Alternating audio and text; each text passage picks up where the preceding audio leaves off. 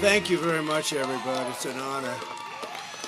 This is an honor, and I want to thank the people behind me because they have done an incredible job under very adverse conditions, I have to say. And they're very special people. Very special. Congratulations to Paul. He gave a speech last week, which was incredible. I mean, they endorsed me, so I have to think it was incredible. So thank you all very much. It's a great group of people. They love our country. Before we begin, I want to address the unconstitutional decision issued today by a radical judge appointed by Biden, and it just came down in Virginia, illegally allowing non-citizens to vote in our elections. In fact, a poll came out, 87% of the people disagree, so that's pretty good amount, isn't it, Ted, huh? The outrageous decision goes against the very bedrock of our democracy, and thankfully, Virginia Governor Glenn Youngkin, who's doing a terrific job, is working hard to fix this problem. They found thousands of illegal votes, and the judge said, you didn't do it in a timely fashion. They did it a long time ago. As legal scholar Andy McCarthy just said, and very correctly, how can non-citizens be allowed on the voter rolls if their voting is a federal crime? Constitutional law professor Jonathan Turley, two great guys, by the way, also notes that it is a crime to be a non-citizen voter. Removing illegal voters off the voting rolls should be a big priority for this country, and yet instead we're scorned by a judge. This is blatantly un-American, and it's election interference, and Kamala Harris is behind it very much.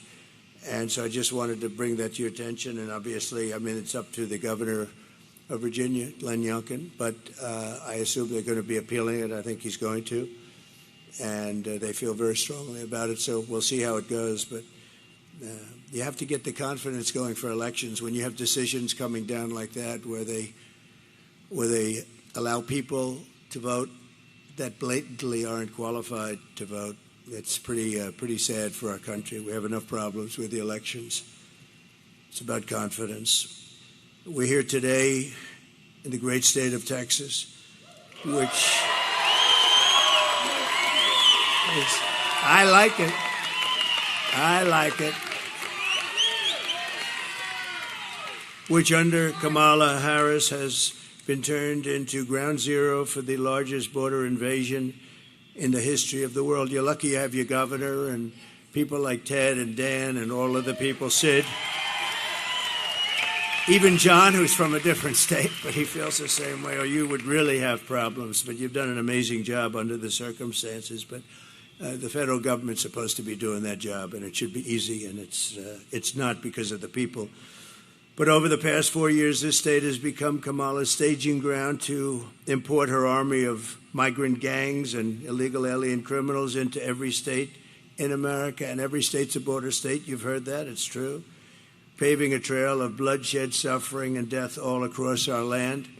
And it's only getting worse. It's just incredible when you look at the numbers. 21 million people at least during this 3.5-year period. And many of them, as you know, are murderers, drug dealers, people from jails. They're letting their people out of jails and bringing them right into our country. We're like a dumping ground.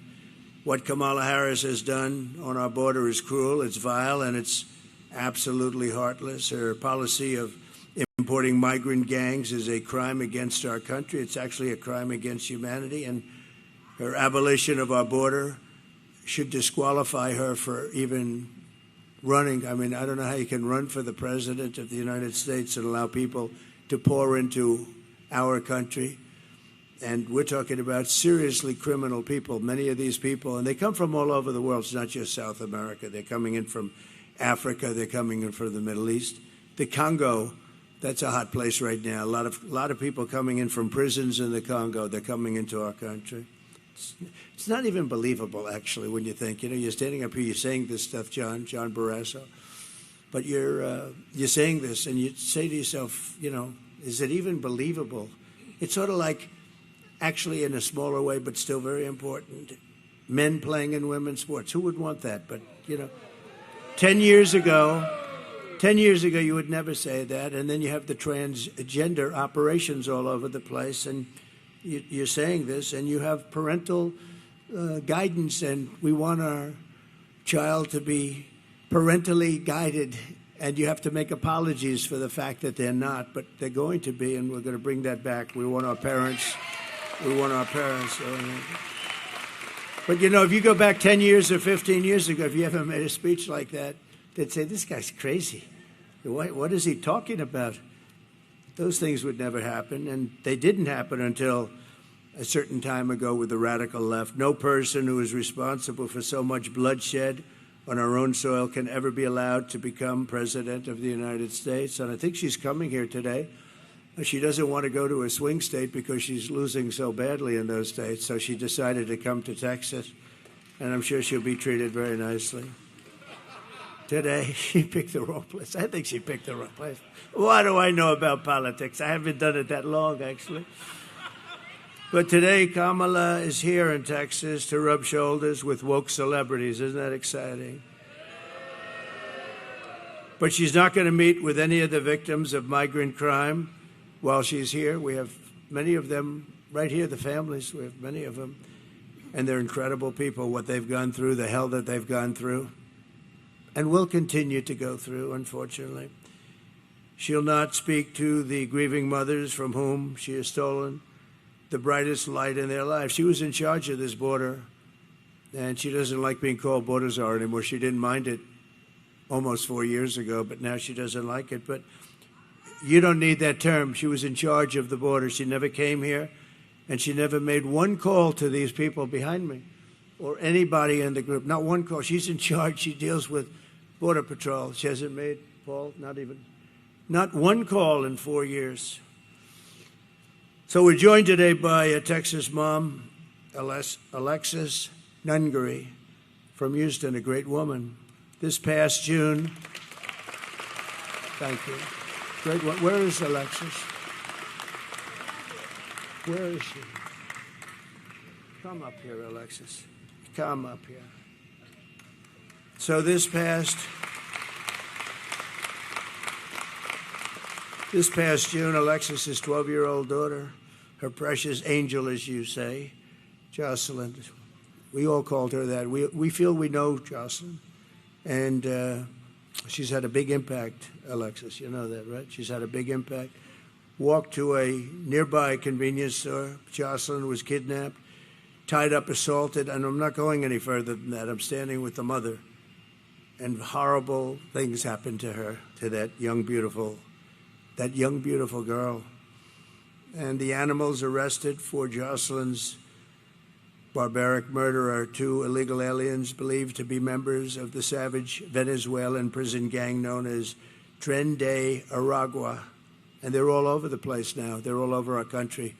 They were in Aurora, but Aurora's now the least of it. They've taken over buildings in Aurora. The government, a radical left Democrat, weak person, doesn't know quite what to do. He's always got a big mouth when he talks about other things, but he has no idea what to do. And they have weapons of military grade. You say, how did they get those weapons? These monsters were in Border Patrol custody, but under a program Kamala Harris created to abolish detention for fighting-aged men, whatever that means, and give them free and automatic entry into the United States. The killers were released into our country, and Alexis, we cannot begin to imagine your pain. And if you'd like to say a few words, would you like to? Would you? Thank you. Thank you, darling.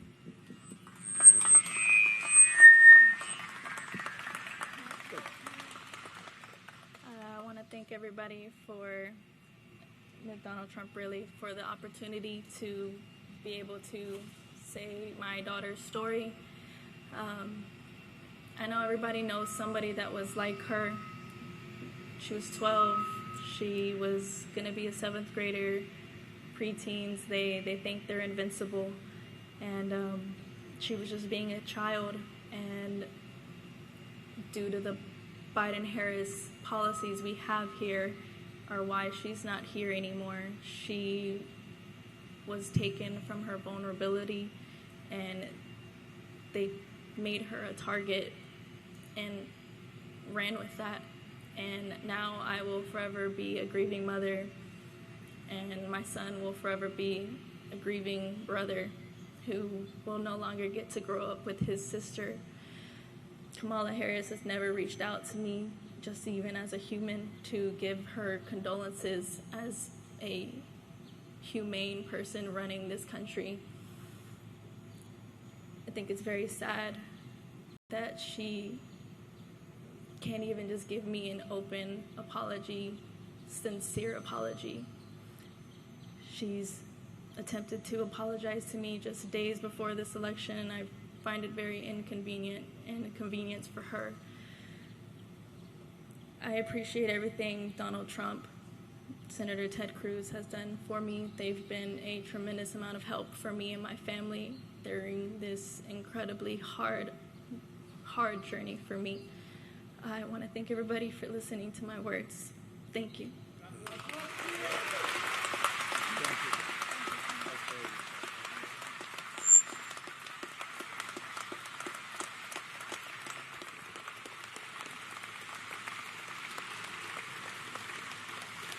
So I want to thank you, Alexis, and we will never forget Jocelyn. We're not going to. We've all seen her picture.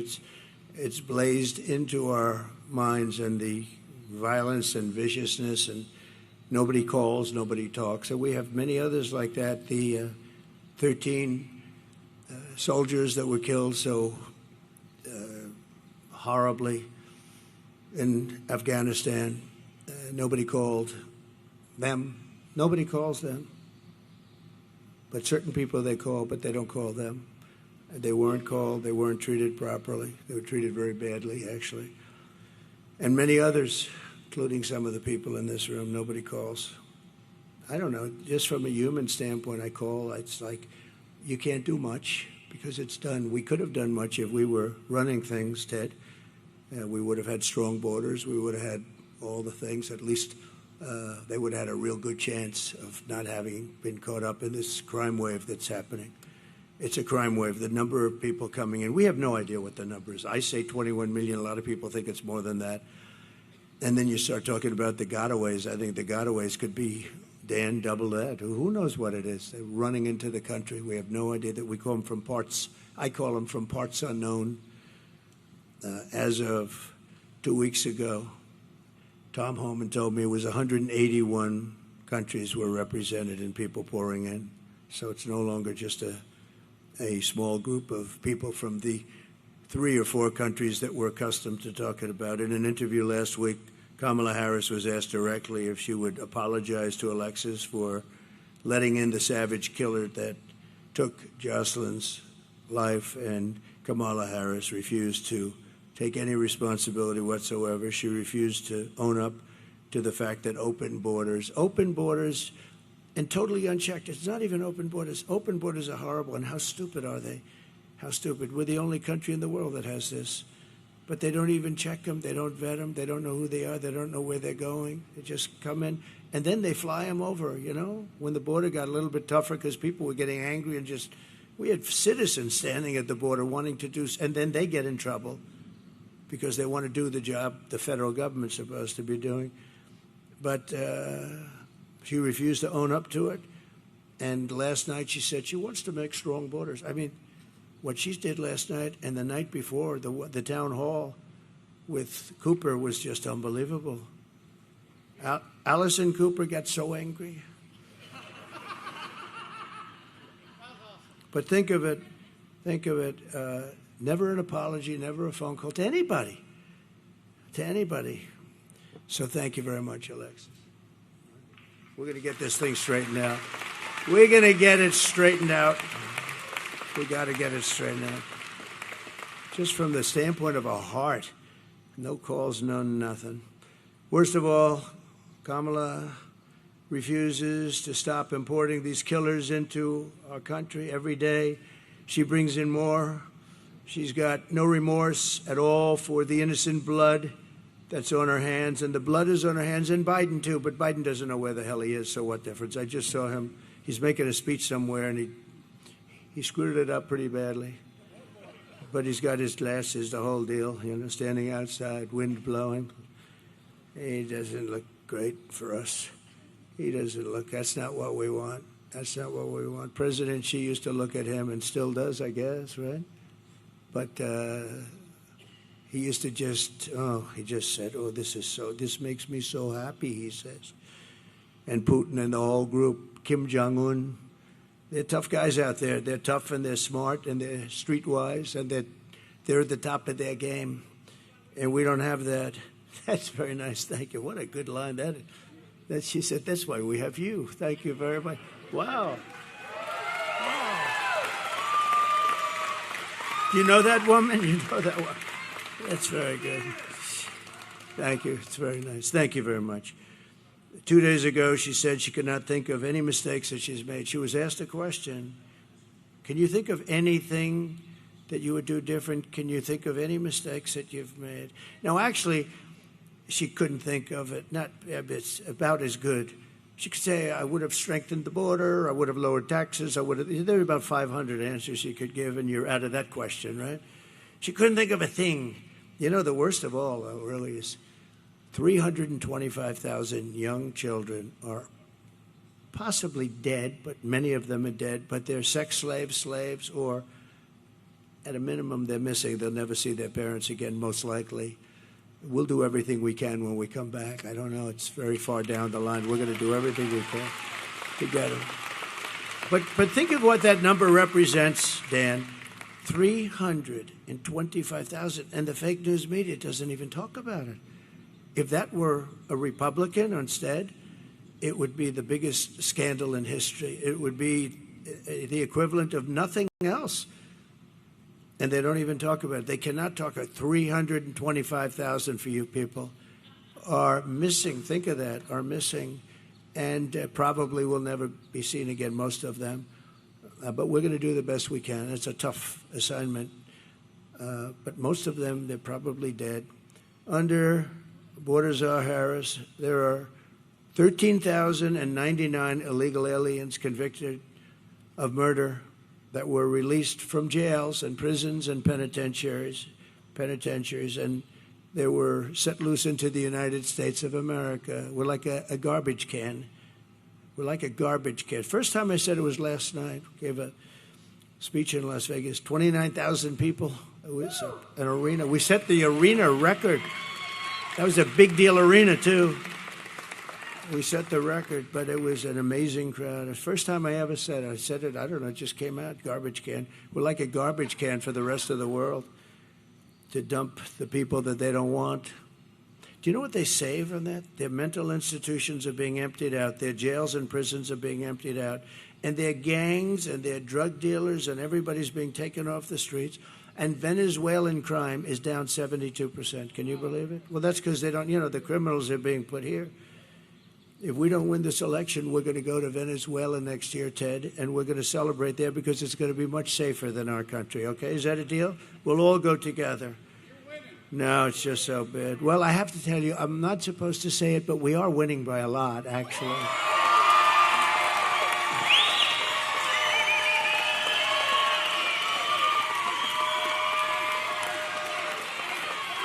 And the...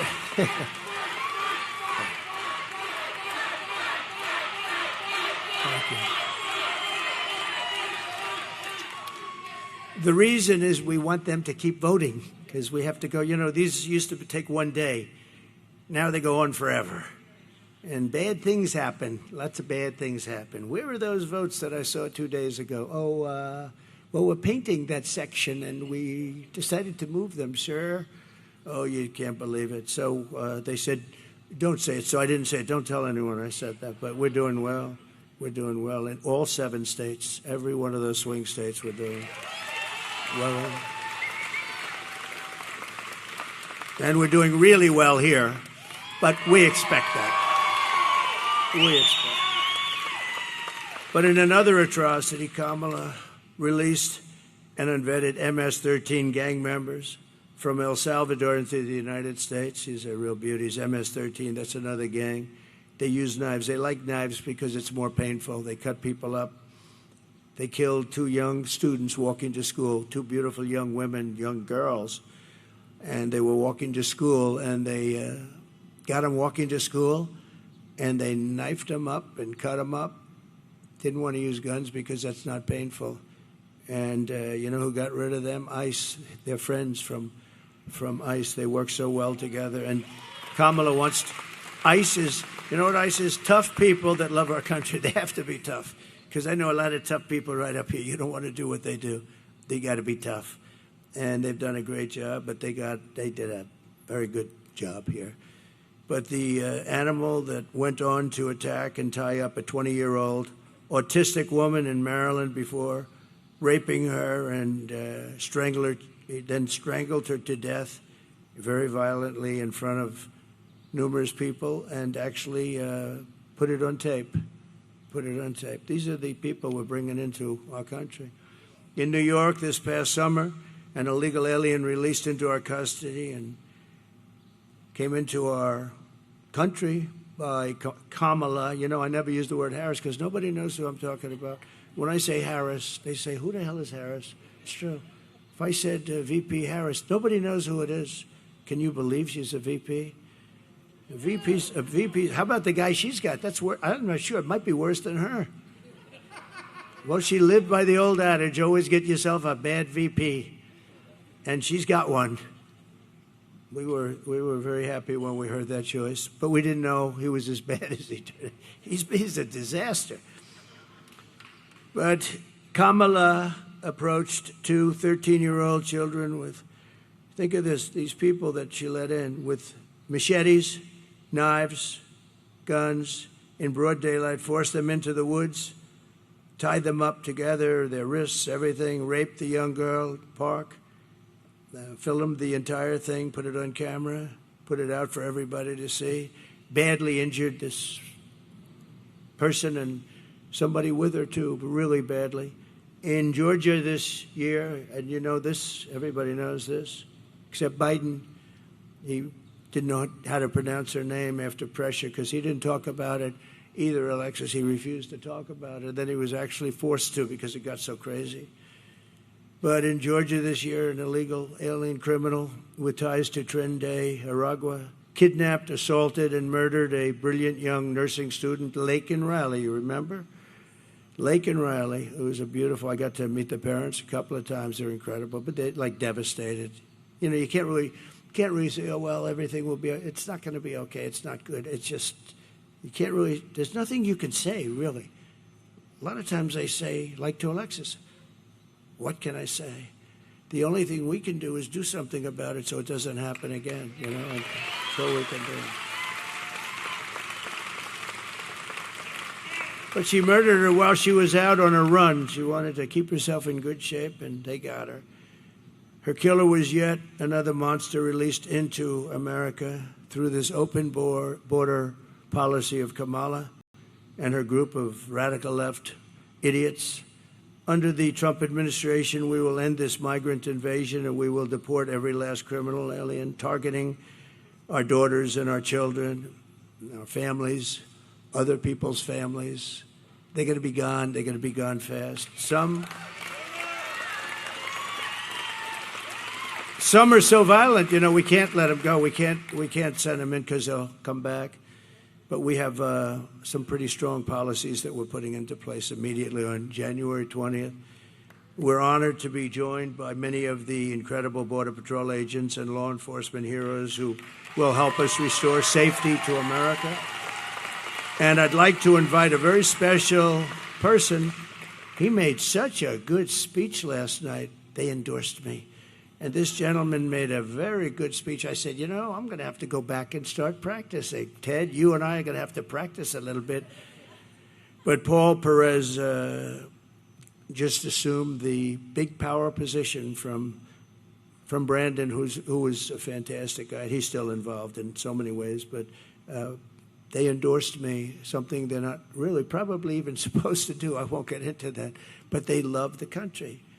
And in endorsing, they said very bad things about her. They don't want to say bad things either. They want to say great things. Even me. I didn't know I was going to do this. We had a very good first election. We had a much better second election. We got close to 12 million votes more than we did the first time, the highest number in history. And okay. And then I saw what was happening with the country. It was so bad and so incompetent. It didn't take long. I would have preferred that the country was really well run. John, I would have preferred it. If the country was really, if Biden got in there and he was a great president, I would have actually preferred it. And right now I'd be on a beach or a golf course or something. I'd be doing something else. But I'd rather be in Texas with you, I can tell you that. I'd rather be in Texas with you because we're going to make our country great again, and we're going to do it. And if I could ask Paul just to come up and say a few words, and I appreciate very much the endorsement, Paul. Thank you very much. Please. Thank you, President. Thank you, President. I really respect the fact that you came out to Texas to highlight migrant crime, illegal alien crime. We've got some good people here in the front row that have been supporting the governor's efforts to do the federal government's job. And so we really appreciate that. But I want to talk about the person that's going to be coming to Houston tonight, not to apologize or highlight illegal alien crime, but to party like a fool on stage with celebrities. Instead of apologizing to the families, this is somebody who likes to brag about being a former federal prosecutor who prosecuted transnational gangs and cartel members. So she knew better, President Trump. She knew better than most exactly the threat that these people, these animals, create, the threat that they bring to our communities that will harm our families. And these scumbags listed here on these pictures here are part of the Kamala crime wave. And because of that, the Kamala crime wave has devastated cities. President Trump strikes fear in the enemies of America. That is the type of leadership that we need in this country. Just recently, the criminal cartels have greenlit firing on Border Patrol agents. They would have never done that under President Trump because they know he would send the message that if you touch a single hair on a Border Patrol agent, I will eradicate you. That's the strength and leadership we need from President Trump. Not the clowns that are running for president on the Democratic ticket. My daughter can handle a shotgun better than Tim Walz. And he served in the military, as he claims. The Secretary of Homeland Security, also a former federal prosecutor. They know better. They should have stopped this invasion. They did nothing. They not only facilitated, but they encouraged it. This border needs to be fixed, and the only person that can fix this border is Donald J. Trump.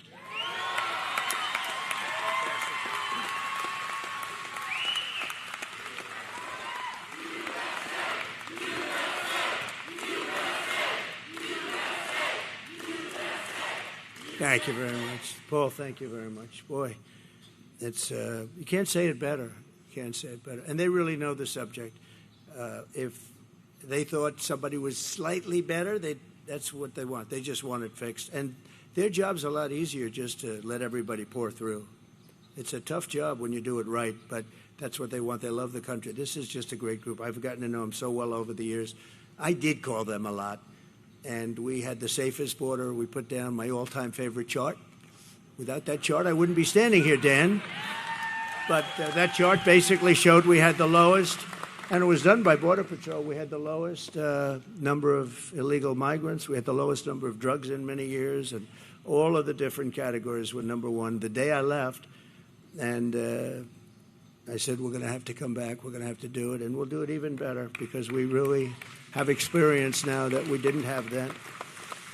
I want to thank the Guillen family. The Guillen family is here. They are incredible, incredible, brave, and beautiful family. They lost their daughter and sister, and she's up in heaven looking down, very proud of you, and very proud of the stance that you took. A very vicious group of people, just liars, you know, and a magazine that's a failing magazine run by a guy named Goldberg came out with a story, bad story about me, that I had told them I was going to do something and all this. And they were so incensed that they said, we can't let them say that about what took place with the daughter. I was going to help them. If they didn't get the military funding, I was going to fund it myself. I told them that, but they were able to get the funding.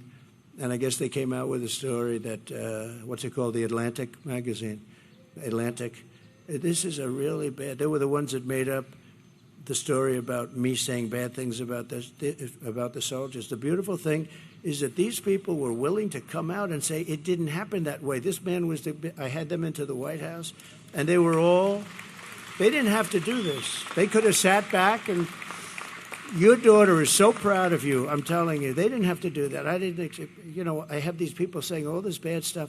Then all of a sudden, the family that they're talking about comes out of nowhere and says, President Trump was perfect. What he did was so great. He got us the money. And I did say, if we couldn't get you the money for the funeral, I was going to pay it. But he got us the money, and it happened so quickly and nice. And they came out and they said that. Who would do that? A lot of people wouldn't do that. They'd sit back and they say, well, he was a nice guy, but we don't want to get involved or something. We love you. Thank you very much. We love you. And there was phony stories by a general that got fired, and it was a whack job, total whack job, a general. It's funny, when you fire people, see, Biden has never fired anybody, but when you fire people for doing a bad job, they get a little bit angry. Somehow it just seems to work. But he was a nut job to start off with. So it's such a beautiful story. Out of nowhere, we get a call saying that problem solved. Why? Because the family came to, and they said that the magazine totally lied and misrepresented. This was the same magazine that said that I said about dead soldiers that there was something, what was it, suckers and losers. Think of it. I'm supposed to be standing there over the graves of soldiers with people around me, military people or whatever, making a statement like that. Can you imagine? Can you imagine anybody doing it? I think I'd end up I may be the president, but I think somebody would start a fist fight. And probably I would say, you were right in there. Who would do this? They make up stories. It's not even like they have sources. They don't have sources. They're storytellers. They say, what would be bad? I have a bad one. And you know when it's always released? Same time with the last one. It's released just before the election. That suckers and losers story, which was totally fabricated. There's nobody that loves the military. And these were World War I heroes. They died in World War I. And I'm saying, they were suckers. I mean, you'd know me. They were suckers and losers. Can you imagine it? And the problem I have, Ted, is that 5, 10, 20% of people, when they read that, they're going to believe it. So I talk about it because it was a terrible thing. You know, I walked past, I remember we were doing a big event, and I was going back to Air Force One, and they were under the wing, these fake news people. They're so bad. There's a lot of them back there, by the way. We got a lot of them honoring that special person, right? We got a lot of fake news. But I remember I'm walking past, and I hear the people shouting and everything. And I heard this one voice, loud, boisterous, horrible voice, say, did you call the dead soldiers from World War I suckers and losers? I said, I didn't, to myself, I said, man, that's a bad one. Because it's what? This sleazebag reporter, Goldberg, against me. I mean, and a percentage of people have to believe it, so all I can do is talk about it. But as soon as I heard that statement, I said, man, that's bad. Because to me, that's so bad. And that's what they do. These are evil people. They're a threat to democracy. And, we are not a threat. The threat to democracy is the other side. They've weaponized the courts. They've weaponized the FBI to go after people. They go after parents. They're going after Catholics. I don't know what's with Catholics lately. But if you're Catholic, you're being persecuted. Anybody that votes as a Catholic for this horrible candidate that can't put two sentences together, she can't speak. She can't put two sentences together. Can you imagine her standing with President Xi of China? I don't think so, Ken. I don't think. He would be a very happy man, but hopefully that won't happen. And based on the first 4 days, it's not going to happen. I want to thank some of the special guests we have. Senator Ted Cruz for being here, Senator Ted. And it's hard to believe he's in a race because, honestly, I don't know who would want to run against him because he's really a great senator. He's a great senator. He loves the country. He's tough as hell. He fights. He's always fighting, and he's fighting for the state, but he's fighting more for the country than just about anybody. And John Barrasso would acknowledge that. John is one of our leaders in the Senate, and he's a fantastic man. So Ted, I know your thing is going good. I heard you were helped very greatly. You got a big pop, right? And I know you're doing great, but I just want to say he's got my complete and total endorsement. He has always will have. And you're going to have a great day, and hopefully I'm going to have a great day, and we're going to be celebrating together, and we're going to make our country, as we say, or we'll make America great again. We're going to make it great, and it's going to go faster than you think. But it can't sustain this for another 4 years. That I do believe. A very good friend, the head of my campaign from the day I ran, he called. He said, "I want to run your campaign." I said, "Well, I'm not very experienced. I'd never done this before." But he liked me, and he saw something, I guess. Dan Patrick, he's a fantastic man. And Dan, we're doing okay, I hear. Good? Okay, good. When Dan says that, that's good. And by the way, if I had any problems, he would tell me that very quickly, right? But when Dan says it, it means a lot. Thank you, Dan, very much. Appreciate it. Attorney General Ken Paxton, a really great Attorney General. Great Attorney General. Thank you. That's pretty good. That's pretty good. That's pretty good. You see, when they go after people with bullshit, they become very popular. And that's what happened to Ken. Ken was made to suffer for a long period of time, but it worked out very well. And I stuck by him, and other people stuck by him. Some of the people right there stuck by him, including that one right there. So I think Ken, I said, he's a great Attorney General. You got to stick by your Attorney Generals. And I'm very happy the way that all worked out. But you went through a lot, right? And that's why they love you, because they understand that. Agriculture Commissioner, another friend of mine, Sid Miller. The first time I saw Sid, he was on television. Alexis, he was on television, and I didn't know him at all. He was on Deface the Nation. Ladies and gentlemen, Sid Miller on Deface the Nation. That's the name I call it. They don't like it. They spend millions on PR, and then I get on and say, Deface the Nation. But they do deface the nation, and the others are just as bad. But he was on there, and they said, well, Trump is going to be in a tight race. This is when I first ran in Texas. And we had an event, and we had a line that went 10 miles long to get into a stadium, and they couldn't even get in. And he looks at the anchor. He said, listen, I'm from Texas. He's had that beautiful hat on. I love that hat. I'd love to wear it, but it wouldn't work for me, I don't think, Ken would. Ken would say, it's no good for you. Take it off, please. But now he said, I don't know where you come from, but you don't come from Texas, because this guy's going to win in a landslide. And we won in a landslide, right? So thank you. Thank you. Sid's a great guy. Thank you, Sid. Appreciate it. Land Commissioner Dawn. Oh, I like that. I'd love to be Land Commissioner. I love real estate. Land Commissioner Dawn Buckingham. Thank you, Dawn. Great. Doing a good job. I hear that from everybody. And Chairman of the Texas Republican Party, Abraham George. Thank you. Thank you very much. Thank you. Good job. So just in closing, thank you, Abraham. Great job. Immediately upon taking the oath of office, I will launch the largest deportation program in American history.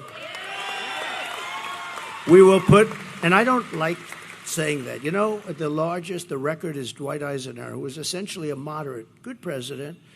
General Eisenhower, good president, good general, probably a very good general, right? Better than he gets credit. He never got credit for a lot of things. He built the interstate system, actually. He should get a lot of credit. But he was a very good president. But he was a moderate guy. But he has the record for deportation because he could not stand people pouring into the country. And I think we'll break that record. Not that I want to break it, but we have no choice. We have to get all of these criminals, these murderers and drug dealers and everything. We're getting them out. And we'll put these vicious and bloodthirsty criminals in jail or kick them the hell out of our country, and we'll get them out. Ideally, we want to get them out because we don't want to have to pay for their room and board for the next 50 years, right? To expedite removals of the Trinidad Aragua group and the MS-13 other savage gangs, I'll invoke the Alien Enemies Act of 1798. Did you know that? I had to go back that far. We couldn't find anything because modern-day politicians, even sort of old, nobody had the courage of these original people. So we had to go back to 1798, and it gives you the power to target and dismantle every migrant criminal network operating on American soil, and you can get them out, and there's no problem. And at least you can't say that it hasn't been around for a while. That's something, right? And if they come back into our country, it's an automatic 10 years in jail with no possibility for parole. So, because a lot of people, what happened, and it happened with Eisenhower, you'd take them out, they'd come back in, they kept coming in. So he kept bringing them further away. At some point, they didn't come back. But I'm going to do it differently. It's a 10-year system of you're in prison for 10 years with no parole. And I'm hereby calling for the death penalty for any migrant that kills an American citizen or a law enforcement officer.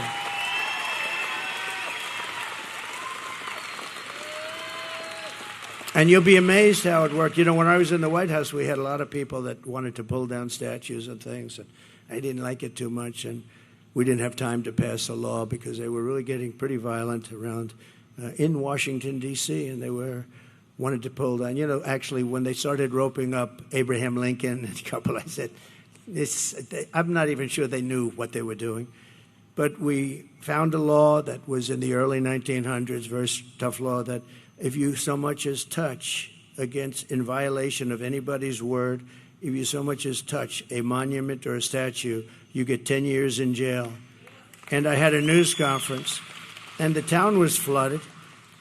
We had a news conference. They had actually a rope around Andrew Jackson's head, the beautiful statue. And I said, we're going to go fast. And I went out, I did it. And it was a beautiful sight. The second I announced, 10 years in jail, no probation, nothing. And as soon as I said it, everybody just sort of walked. I could see them walking. I don't want to use the term I used last night. A certain part of their body, I watched the back. I saw thousands of them, and I said, what a beautiful sight. They just left. And that was the end. We had no more problem until about 2 months ago, in D.C., where they became very violent. They were fighting with police. They were putting spray paint on our beautiful, on the lions, the beautiful lions. And, they're sandstone, and that's a very porous stone. You'll see that spray paint for many years to come, like hundreds of years. You can't really get it out. It goes deep into the stone. And to the best of my knowledge, nothing happened to them, did they? They were beating up cops, or the cops were beating them up, but they were fighting. They were fighting our police, our great police. We're going to take care of our police, too, by the way. They're going to stop the lawlessness. And I'm going to end all migrant flights immediately. They're still flying flights coming in with 450,000 people over a fairly short. 450,000, that's a lot of flights. And I'm going to outlaw immediately, and we're going to ask you guys to help on that, but we're going to outlaw immediately sanctuary cities. They're sanctuaries for criminals. And we're going to end catch and release once and for all. And Kamala Harris, she started this nightmare, open border, no common sense. We're the party of common sense. There's no common sense to an open border, and I will stop this nightmare immediately. November 5th, 2024 will be Liberation Day in America. So I want to thank everybody for being here. And Alexis, I want to thank you, darling. And your daughter, very proud of you right now, I can tell you. Very proud. This unbelievable family back there, thank you very much. We won't forget it. We're going to meet in the White House. We get there, I told them we're going to have lunch in the White House. All right? And that goes for you. Are we allowed to bring Alexis? Can we do that? They said yes, okay? So we're going to do that in honor of your beautiful Jocelyn, okay? Thank you. Thank you very much, everybody. We greatly appreciate it. Thank you, guys. Thank you, Ted. Thank you, everybody. Thank you very much.